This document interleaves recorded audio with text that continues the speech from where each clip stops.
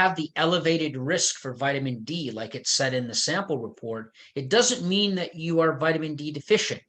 It just means that if you're not getting adequate amounts of vitamin D, you have a greater likelihood of having low blood levels and being deficient. So if someone has that, one thing you would want to do is perhaps get tested, get a blood test to see where your current levels are, but more importantly, make sure you're getting adequate amounts of vitamin D. Follow the recommendations first.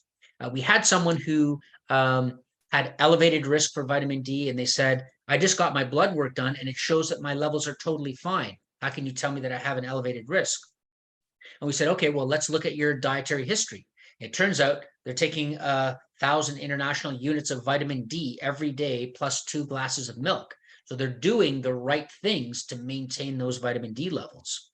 So again, it's not diagnostic. It just tells you, do I need to focus more on this nutrient or that nutrient? Do I need to decrease my intake of something like sodium or saturated fat? Or am I lucky? I don't have to worry about it as much, and I need to focus on other aspects of my diet.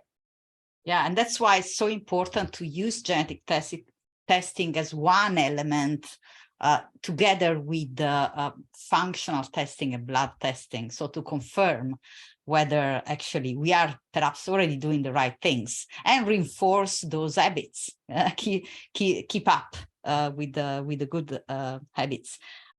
I hope you enjoyed the video. If you find it insightful, I invite you to leave a comment below and share it with someone who may find it interesting. Don't forget to explore the video description for more valuable content. There, you'll find a link to access my free webinar on epi-nutrition, a groundbreaking health paradigm I teach in my university courses. Join me to explore how nutrition can optimize gene expression. Thank you for watching and being a part of this vibrant community.